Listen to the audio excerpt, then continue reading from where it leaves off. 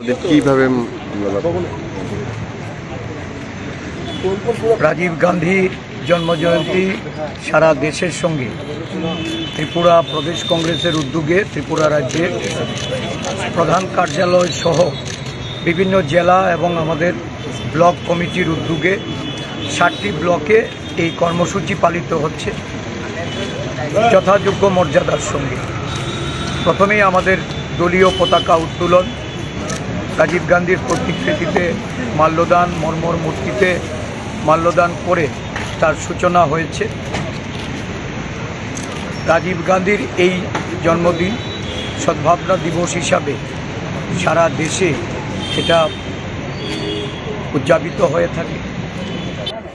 উনি ছিলেন একবিংশ শতাব্দীর একজন মহান নেতা এবং যার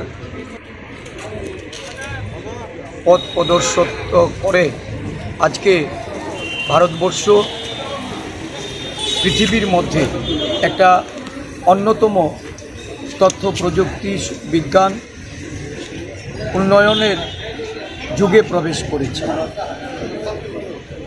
সামাজিক সম্প্রীতি, দলীয় আমাদের যে যুব এবং মহিলা তাদের আগামী দিন কিভাবে তাদের যে ক্ষমতায়ন, তাদের অধিকার, সেই সমস্ত বিষয়গুলিকে সামনে রেখে পঞ্চায়েতি রাজ ইনস্টিটিউশনে একটা গুরুত্বপূর্ণ সিদ্ধান্ত উনি গ্রহণ করেছিলেন ভারতবর্ষের সংবিধানকে সংশোধন করে।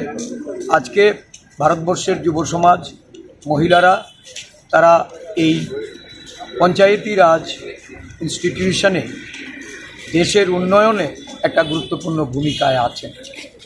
এই দিনে ওনাকে আমরা শ্রদ্ধাঞ্জলি অর্পণ করে মহান নেতার যে আদর্শ, মহান নেতার তার যে দেশের প্রতি দেশভক্তি, এটা অনুপ্রেরণা হিসাবে গ্রহণ করে আমরা দেশকে শক্তিশালী করার জন্য দেশের আভ্যন্তরীণ যে বিভেদকামী শক্তি, বিভিন্নভাবে সাম্প্রদায়িক উস্কানিমূলক যে দূরভিসন্ধি, সেগুলিকে নস্যাৎ করার জন্য আমরা সংকল্প গ্রহণ করি।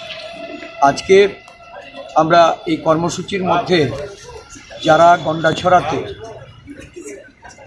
রায়োটে ভিকটিম